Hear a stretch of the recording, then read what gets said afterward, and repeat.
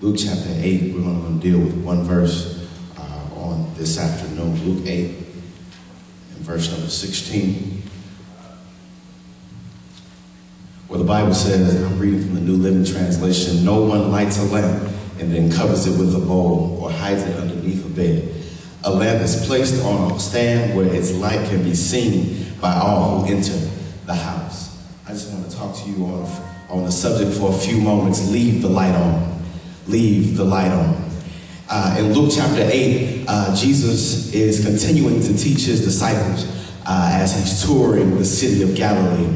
But in this particular block of text, we find that Jesus is teaching, he's telling them about the parable of the lamp. And so two things I want you to get out of this, and then I'm going to take my seat, is that number one, look at the location, and then number two, look at the light.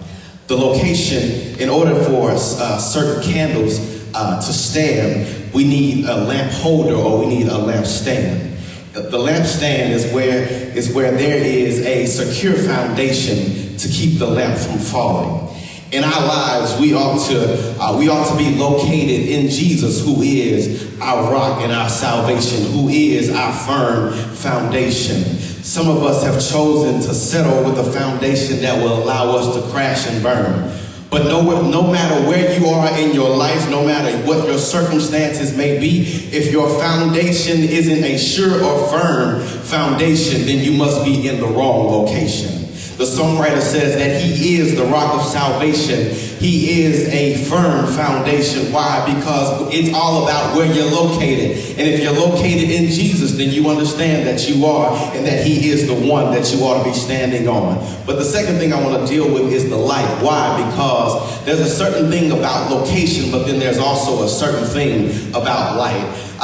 The term light is described or is defined as something that's visible, something that makes things visible.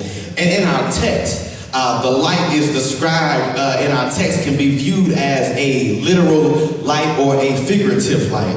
And when it came to the poorest houses or to the poorest homes at night, sometimes they all needed some light to shed on certain things in that house. But if you remember the olive oil fuel lamps that they had back then, it wasn't a light that was supposed to light up the entire room, but it was a light that was only supposed to light up a certain spot as where the lamp was. And I don't know about you, but it's just something to me that when a light is lighting a specific area, it's not supposed to be lighting around the contents that it's around, but it's supposed to light a specific area. And the same thing goes for Jesus. Jesus is the light that one must always see him first. And I don't know about you, but in that light of Christ, I don't want to see myself. When people look at me, I don't want them to see me, but I want them to see Jesus. And so that light is something that people ought to be able to fix their mind on and not fix their mind on us. In conclusion, let me tell you something. Motel 6 had a great commercial slogan when it said, "We'll leave the light on for you." The inference is not that whatever time that you are traveling, you know that there's a place for you to go that's ready to take you in, even in the middle of the night. Some churches may advertise their ministries. Some folk may advertise their services. Some of them offer all sorts of bells and whistles to you. But when you are in Jesus, folk ought to see the light on in you. In the midst of your trials, you still ought to leave your light on. In the midst of your situation, you ought to leave your light on. In the midst of your circumstances, leave your light on.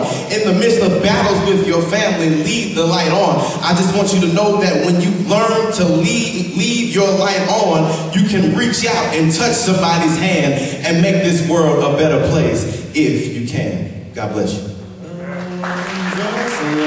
Love of Jesus, sing his mercy and his praise in the mansions bright and blessed here. Prepare for us a place where when the saints get to heaven, what a day of rejoicing that will be.